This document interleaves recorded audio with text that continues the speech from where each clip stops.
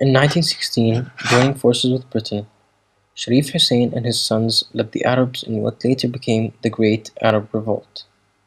Sharif Hussein's ultimate goal was to form a united Arabic country under his rule. The Arabic region back then was under the rule of the Ottoman Empire. However, Sharif Hussein's ambition didn't come true due to Britain's involvement in another agreement with the Jews of giving them a homeland in the country of Palestine.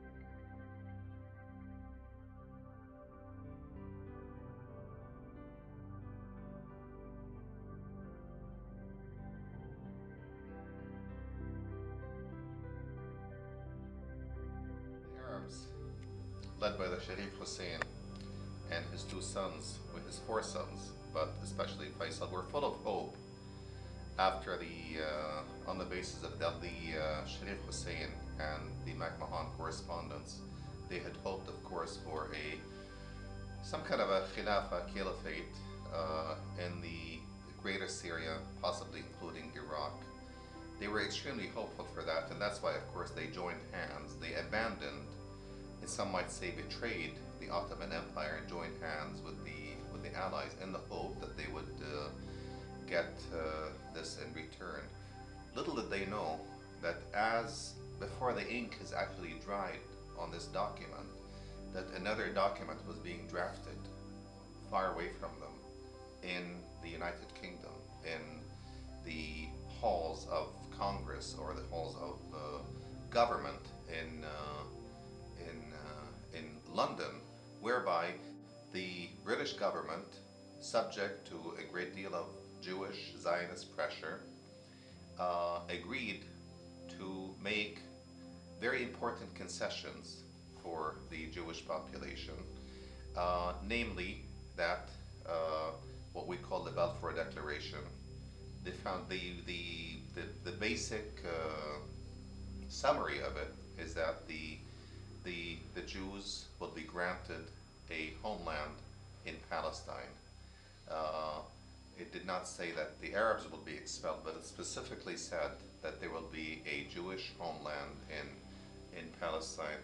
So I think that's, stands at the very foundation of the Arab frustration, uh, and it stands at the very foundation also of why immediately after the end of the Ottoman Empire, the Arabs did not get what they were supposed to get.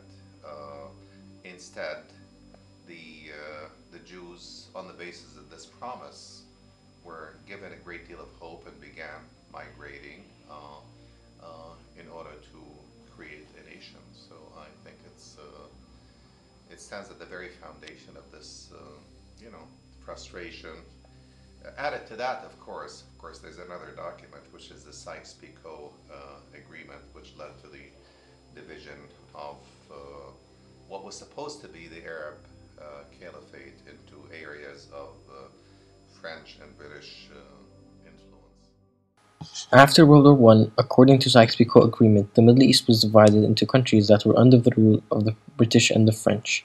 In 1947, after World War Two, the United Nations gave Israel the right to more than 50% of the Palestinian land for their state.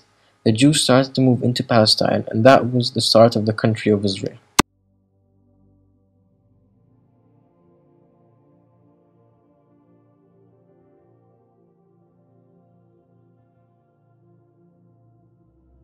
In 1947, the United Nations makes the decision to partition Palestine into both a Jewish and an Arabic state, right?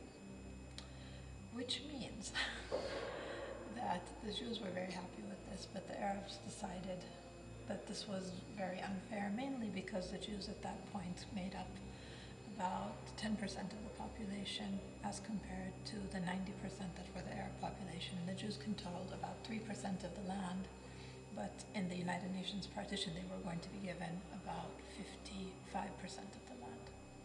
So the Arabs were very upset about that, and they didn't agree to it. The Jews did agree to it, so in 1948, when the British pulled out of Palestine, the Jews immediately mobilized their army, and they had superior weaponry that they had because they were European and they had much more know-how than the Arabs about weapons. And at the same time, they occupied Palestinian cities. A few days later, the Arab armies came in and tried to defend it, but already the Jews had taken over those cities. Without America's support, Israel wouldn't have had the chance to exist today. In 1948, when the Israelis were starting to move in, the Arabs stood up and fought with the Jews, and they were about to win. But American military forces intervened and kept the Israelis safe from the Arabs' hands. In 1973, the Arabs went into Israel, and again they were about to win until America came in and saved the Israelis again.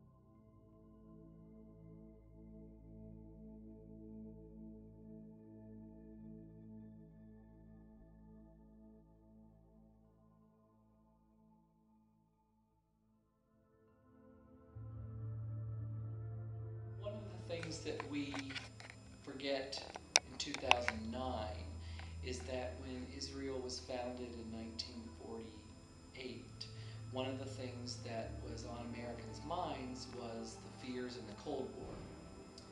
And I know that President Truman rushed to call Israel as soon as the announcement was made so that there was an agreement already in motion. And I think some of that was in part to beat the Soviets.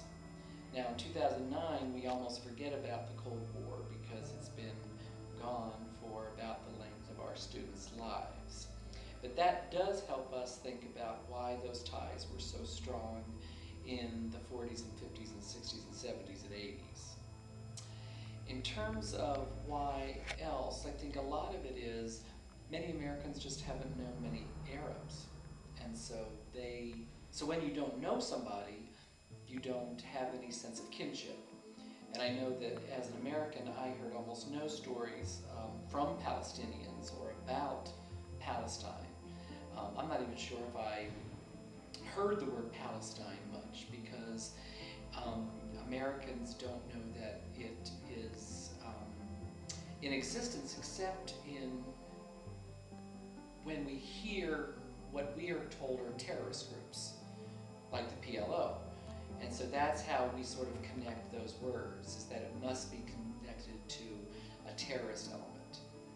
I know that since coming to Jordan, one of the most important things that I've learned is meeting people whose roots are deep in Palestine, and these stories about their home life and what they have lost and what is often called the diaspora.